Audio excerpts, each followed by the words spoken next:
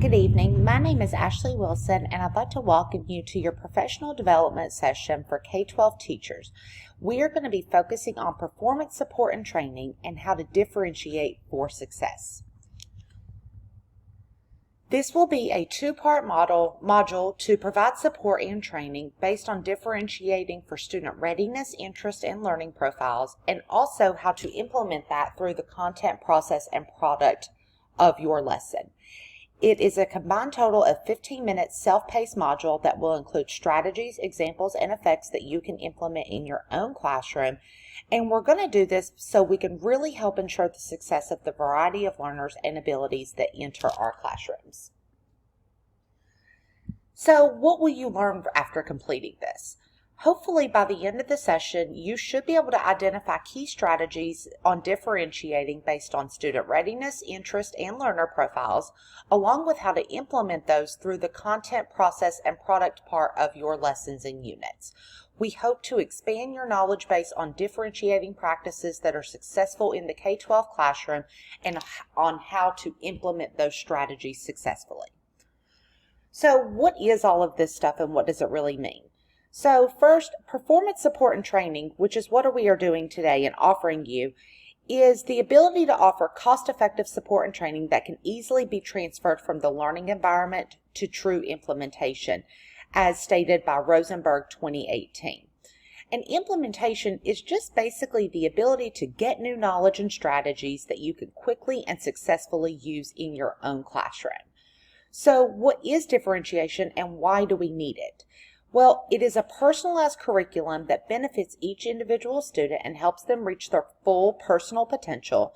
And we all know that there is a big push from the school districts and our administrators and the parents on really individualizing the curriculum and the subjects that we teach to meet the needs of all learners, whether they are below level, on level, or advanced, and through the various backgrounds that they come to us with. So part one, differentiating based on student readiness, interest, and learner profile. Well, how do they differ? Readiness is really tasks that are assigned and are a close match to the student's skills and ability. Interest is what ignites the curiosity and passion in individual learners, whereas learner profile is really just having the students be able to work and learn in the ways that they do best and means that are very accessible to them. Now, Tomlinson 2017 has summed this up for us and has done a phenomenal job at providing us different strategies based on each category. So some of the strategies that you can see here are broken down based on topic. So for readiness, we could look at peer reviews, learning contracts, personalized feedback, small group, and tiered assignments. Whereas to differentiate based on interest, we can really focus on and have those same interest groups, specialty teams, integrating technology. We want to make those connections with other subject areas. We also want to remember to be open-minded and invite other students to participate and tell us kind of like what they would like to learn and how they would like to do it. And we can do this as long as we are very creative. And we also want to make sure we are meeting the needs of the learner profiles of the students. And what that really means is, yes, it is the auditory and visual and kinesthetic learners, but it's a little bit more than that. It includes also their preferences to learning. Do they like sitting quietly? Do they like working in a group? Do they like sitting on the floor listening to music while they learn? Or do they prefer complete silence and being able to do things at a structured desk and environment?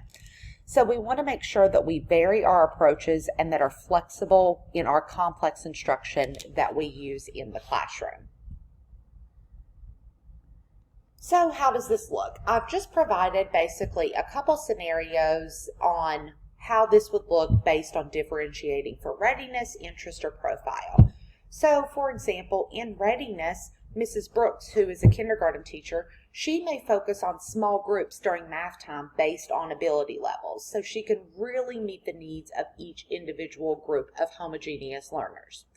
Now for interest, Mr. Johnson, the U.S. history teacher, may actually utilize quite a bit of technology for his presentations for World War II for his curriculum. because the students in his class may enjoy using technology and their tablets. Whereas for learner profile, we have Ms. Skirtich, the science teacher, who allows for group flexibility for science fair projects. So there may be some who would like to do these independently, but there may also be some that would like to work with a partner or in a small group. So let's think about it. What would you do? In this scenario, I want you to think if you are a high school math teacher who has an Algebra 2 class in which you will be focusing on quadratic equations and their graphs. The class has 25 students and it's considered an average college placement class. However, there are a handful of students who do fall below and well above the level of success for the class. So I would like you to work with a partner and think about how could you differentiate a lesson based on readiness and how can you attest that? How can you appeal to the interest of your students? And also, how can you meet the needs of the various learning styles and preferences for your physical environment, as well as through instruction and assessments?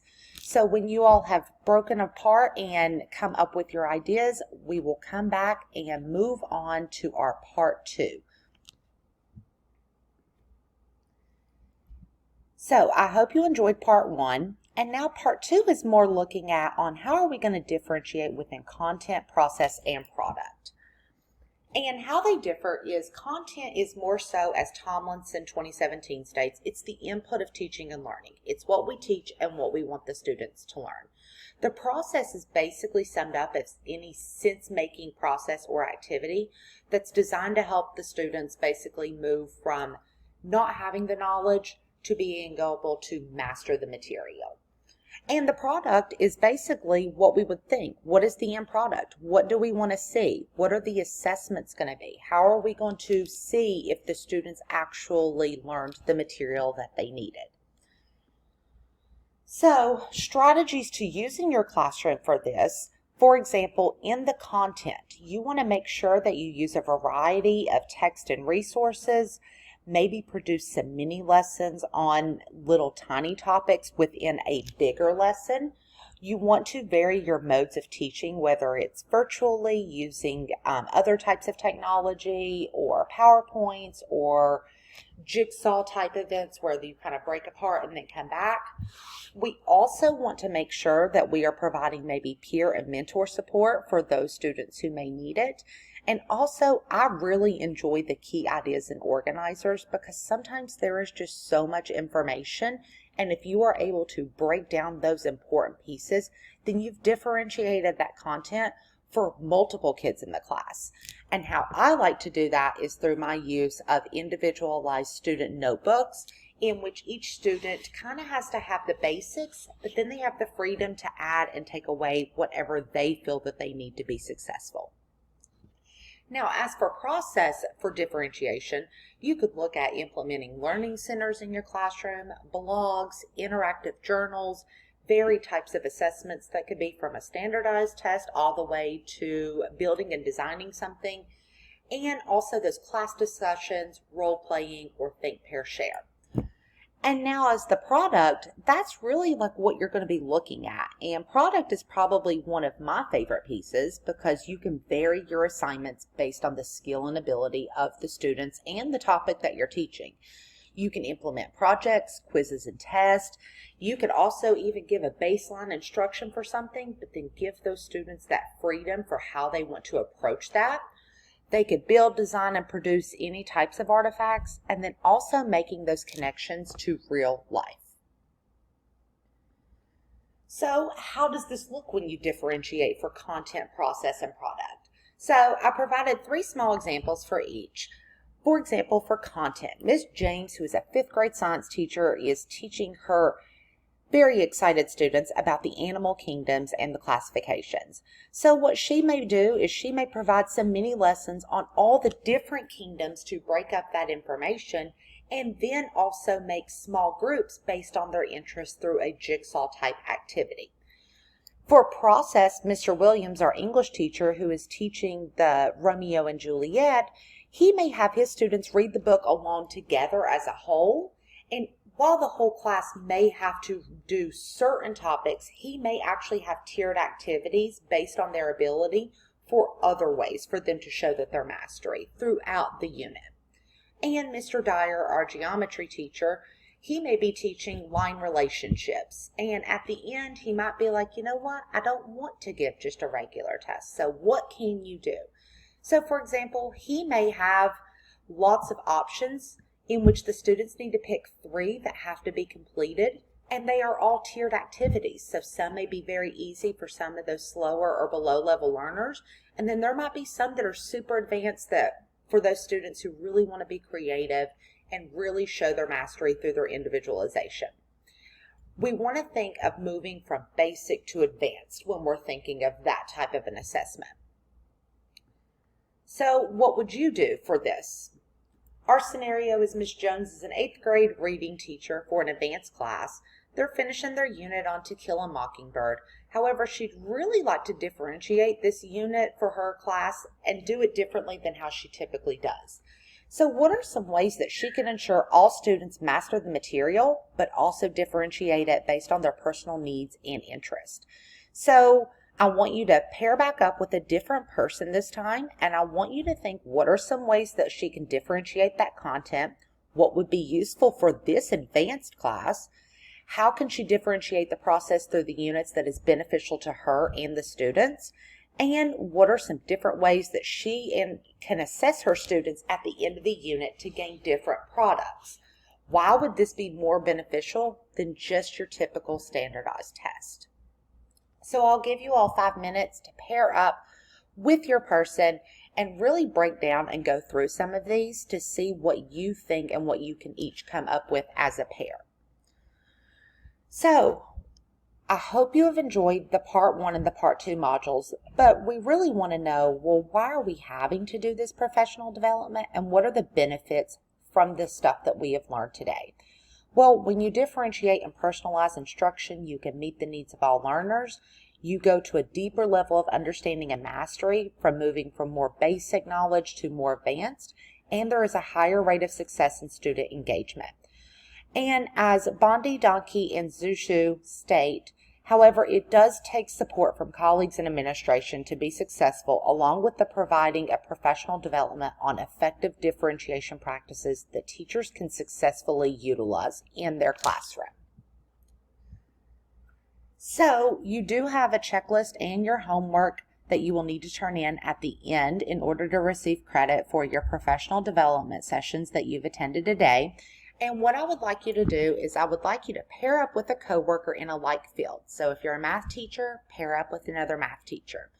I want you to come together and develop one lesson plan using the class criteria and standards and objectives.